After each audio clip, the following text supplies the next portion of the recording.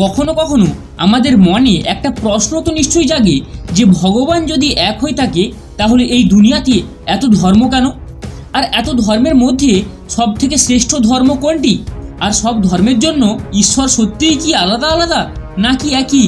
এই সব প্রশ্নগুলির উত্তর পাওয়া যায় স্বামী বিবেকানন্দের জীবনকালের একটা ঘটনা থেকে। আমি তা সব এক এক করে বলবো, ভিডিওটির শেষ অবধি সঙ্গে থাকুন। তা ঘটনাটা হয়েছে কি, একবার ভারত ভ্রমণের সময় স্বামীজির সঙ্গে রাজস্থানের মুন্সি আলী ফেজ নামের এক ব্যক্তির সঙ্গে সাক্ষাৎ হয়। মুন্সি আলী স্বামীজিকে জিজ্ঞাসা করে যে, স্বামীজি, আমি সেই ছোটবেলা থেকে শিখে আসছি আল্লাহ এক এবং অদ্বিতীয়, আর তিনি এই সমস্ত বিশ্ব সংসার বানিয়েছেন, কিন্তু তাহলে তিনি আলাদা আলাদা ধর্ম কেন বানিয়েছেন, আর এত ধর্মের মধ্যে সব থেকে শ্রেষ্ঠ ধর্মই বা কোনটি? মুন্সি আলী স্বামীজিকে আরও জিজ্ঞাসা করলেন, একটি ধর্মে গরুর মাংস খাওয়া সঠিক, আবার অন্য একটি ধর্মে গরুকে পুজো করা হয়, তা কেন? স্বামীজি মৃদু হাসলেন, বললেন, ভাবুন, যদি আমাদেরকে রোজ একই সবজি খেতে দেওয়া হয়, আবার তার স্বাদও যদি একই হয়, তাহলে কি আমাদের তা ভালো লাগবে?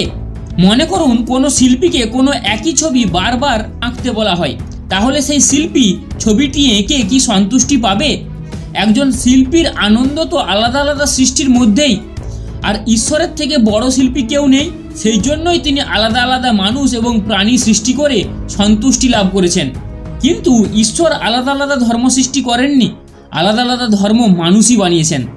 নিজেদের সুবিধা, জলবায়ু এবং ভৌগোলিক অবস্থান অনুযায়ী আলাদা আলাদা ধর্ম গড়ে উঠেছে, নিয়ম গড়ে উঠেছে।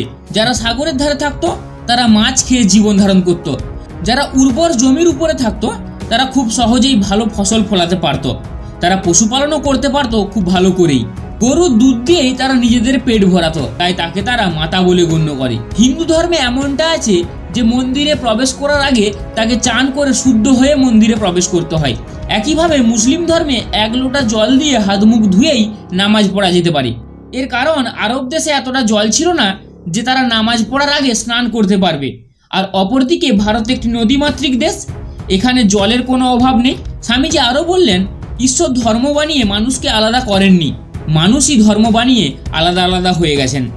এছাড়াও স্বামীজি বললেন, হিন্দুদের মৃত্যুর পর মৃতদেহকে পোড়ানো হয়, অপরদিকে মুসলিমদের মৃতদেহকে কবর দেওয়া হয়। এর কারণ সৌদি আরব মরুভূমির দেশ, সেখানে গাছপালার বড়ই অভাব, তাই সেখানে মৃতদেহ কবর দেওয়াই শ্রেয়।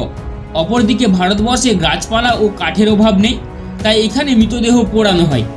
তাই আমার মতে প্রত্যেক ধর্ম আলাদা আলাদা হলেও তা সর্বদাই সুন্দর। যেভাবে নদী আলাদা আলাদাভাবে প্রবাহিত হয়ে সমুদ্রে মিশে যায়, তেমনি সমস্ত ধর্মের উৎস একটাই, মানব ধর্ম একটাই, মানব জাতিও একটাই। মুন্সি আলী স্বামীজির উত্তরে সন্তুষ্ট হন এবং স্বামীজির জয়গান করেন।